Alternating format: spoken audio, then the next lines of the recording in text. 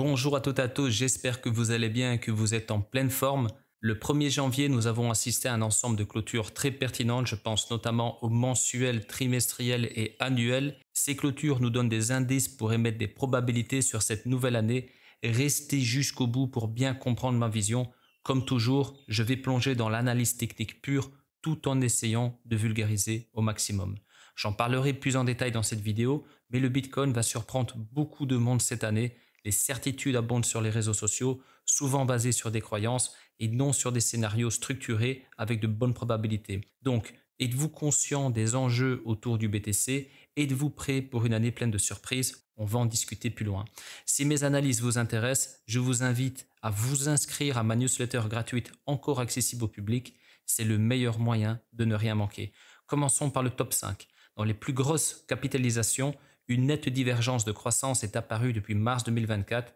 Pour rappel, mars 2024 correspond au sommet d'une période de consolidation ou d'accumulation matérialisée par le fameux canal baissier journalier que je vous ai partagé à maintes reprises et surtout qui a duré 9 mois.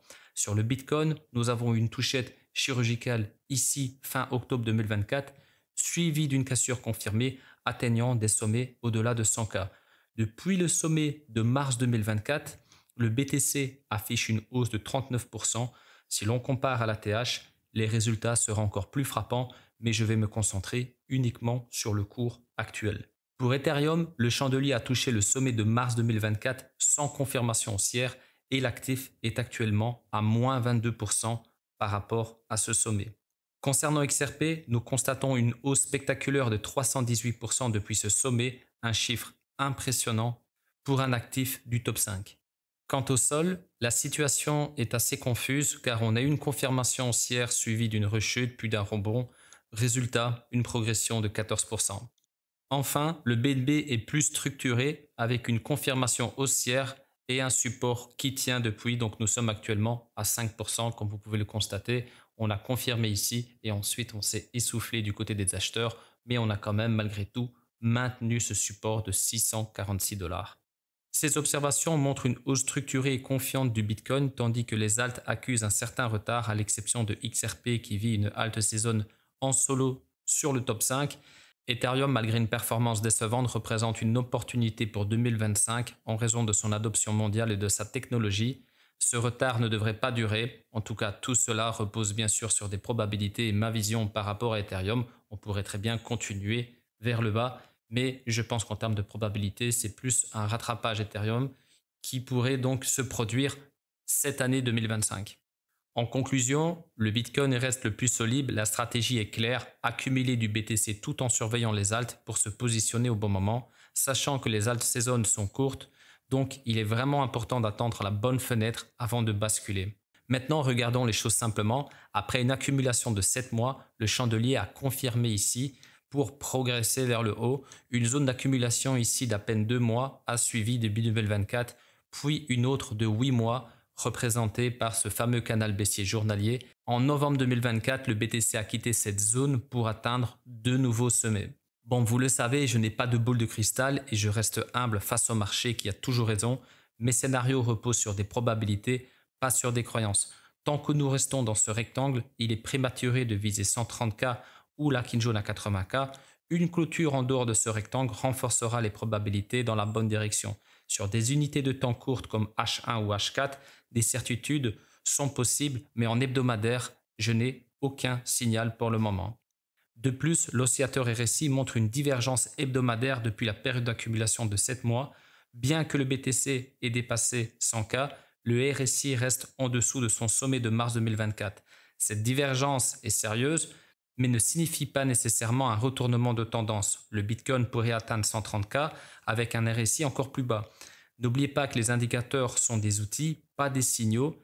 Donc vous l'avez vu ici, donc on a eu des sommets de plus en plus hauts sur le chandelier, idem sur le RSI et regardez, là on a donc un sommet qui est plus bas sur le RSI, donc on diverge clairement. Revenons sur les 3 clôtures majeures du Bitcoin le 1er janvier. On va commencer avec le mensuel. Le graphique est clair. De nombreux indices s'y trouvent. Si on observe simplement, j'insiste, si on observe simplement, car j'en vois beaucoup trop encore ajouter 1000 oscillateurs, Je ne sais pas combien d'indicateurs sur le chandelier, c'est trop compliqué de lire le Bitcoin de cette façon-là. Il faut vraiment le regarder simplement. À la rigueur, vous le savez, je peux ajouter Ishimoku Kinkoyo, mais pas plus. D'ailleurs, Ishimoku Kinkoyo, à mon sens, est très complet et je n'ai pas besoin de plus.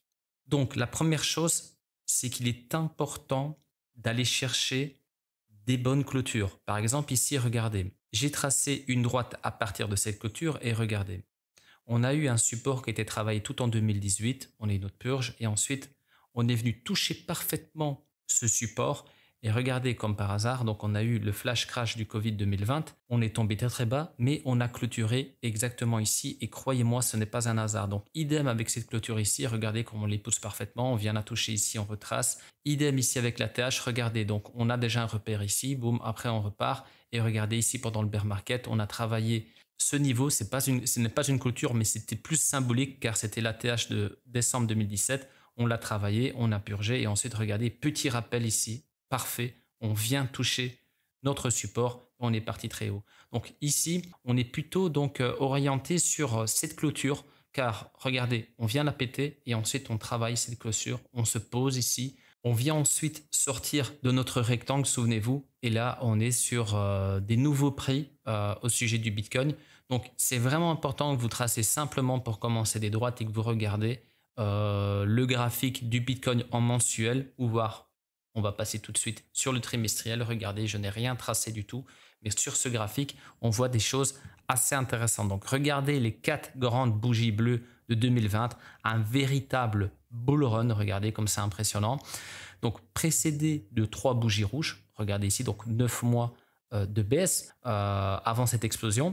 En 2022, on a eu un schéma similaire, donc regardez, on a eu 3, on va dire 4, alors on va dire 9, voire 1 an de baisse. Ensuite, on a pulsé, mais ce qui est intéressant, c'est que cette fois-ci, la hausse est plus structurée, avec 2 pauses de 3 mois chacune. Donc, 2 périodes de baisse dans un bull run, c'est à la fois intéressant et propre, car regardez ici, on a eu 3 mois de baisse.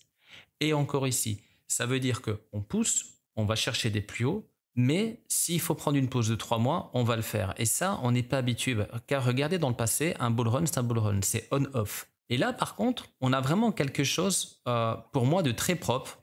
Le Bitcoin devient un actif quand même très important par rapport à son capital, par rapport à son adoption. Et on commence à le voir sur ce graphique.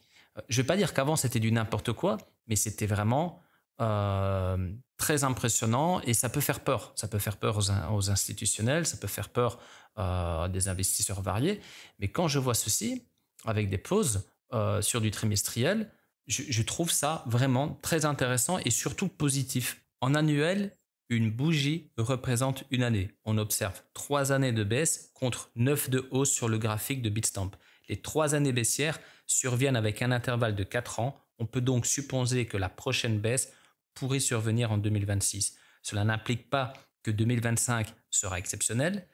Le Bitcoin pourrait grimper rapidement en 2025, puis clôturer autour de 100K le 1er janvier 2026, puis ensuite redescendre à des niveaux comme 43K ou 32K en 2026. Encore une fois, le marché décidera. L'objectif est de s'adapter aux clôtures journalières et hebdomadaires tout au long du premier trimestre en se plaçant du bon côté au bon moment. Si vous faites une erreur, prenez du recul pour mieux comprendre et vous améliorer lors du prochain cycle car il y aura toujours des opportunités. Donc maintenant, analysez bien les graphiques que je vous ai partagés. Beaucoup risquent de se faire piéger. Les probabilités montrent que le BTC continuera d'innover. Pourtant, trop de certitudes se basent sur des narratifs quasiment périmés. Peu comprennent que le marché a toujours raison et qu'il faut s'adapter. Les baleines vont continuer à s'amuser sans émotion, comme lors des cycles précédents. Bref, pour éviter cela, restez humble, autonome et analysez le Bitcoin simplement. Franchement, vous découvrirez beaucoup plus en lisant le Bitcoin efficacement. Le BTC a déjà réalisé presque un x10 depuis son bottom. Avez-vous déjà pris des bénéfices? Si vous venez d'entrer, quelle est votre cible? Quelle est sa justification? Allez-vous vendre en l'atteignant ou espérez-vous plus? Posez-vous ces questions pour développer votre propre stratégie. Le plus dur n'est pas de comprendre un graphique, mais d'avoir un bon mental dans ce marché. Concernant MyDID, de belles avancées ont eu lieu l'année passée. Je vous invite à rejoindre les réseaux sociaux officiels pour suivre les nouveautés, les travaux en cours et surtout les perspectives pour 2025. Prenez soin de vous et à très bientôt.